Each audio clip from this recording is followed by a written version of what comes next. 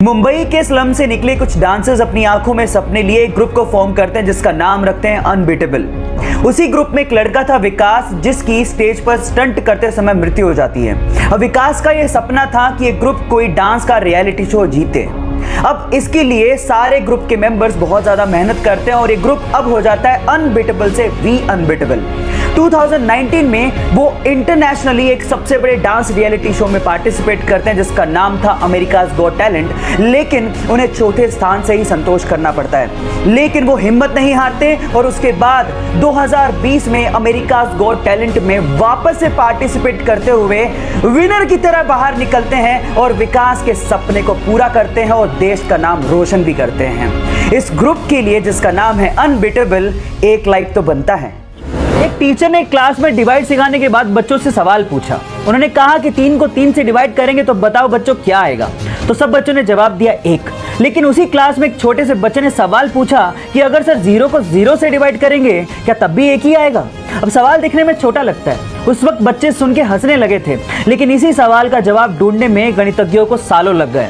Yes, I am talking about Ramanujan, जिन्होंने अपनी 32 साल की छोटी सी जिंदगी में गरीबी होने के बावजूद भी गणित में इतना लगाव होने की वजह से 4000 के करीब मैथमेटिकल इक्वेशंस की डिस्कवरी कर डाली और इसी वजह से उनके जन्मदिन को हम लोग नेशनल मैथ्स डे के रूप में मनाते हैं। सो गाइस, उनकी जिंदगी से हम लोग ये सीख सकते हैं कि जिंदगी लंबी नहीं बड़ी होनी चाहिए।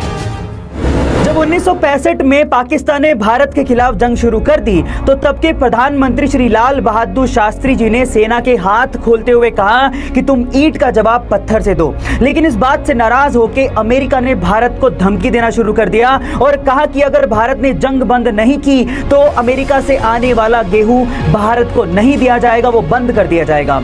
इस बात से लाल बहादुर शास्त्री जी ने सबसे पहले अपने रसोइये को कहा कि तुम अब से सिर्फ एक ही वक्त का खाना बनाओगे और उसके बाद देशवासियों से अपील की कि वो अब एक ही वक्त का खाना खाएं, क्योंकि हम लोग एक वक्त का खाना खा लेंगे लेकिन यूएस की धमकियों के आगे झुकेंगे नहीं। हरित क्रांति उसके बाद उन्होंने देश में शुरू की। जय जवान जय किसान का नारा देने वाले इस भारत के सपूत लाल बहादुर शास्त्री जी को मेरा सलाम।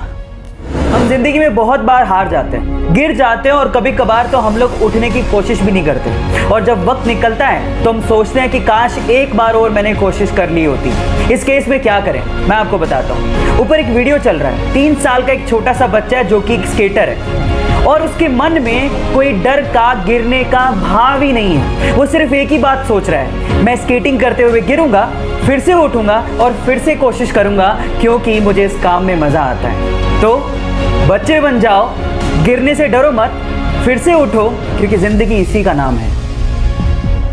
वो 5000 रुपए पर मंथ पर एक रेस्टोरेंट में गाना गाता था। एक दिन उसने अपने गाने का वीडियो फेसबुक पे अपलोड किया जिसे एक बड़ी कंपनी ने देखा और उसे गाने का ऑफर दे दिया।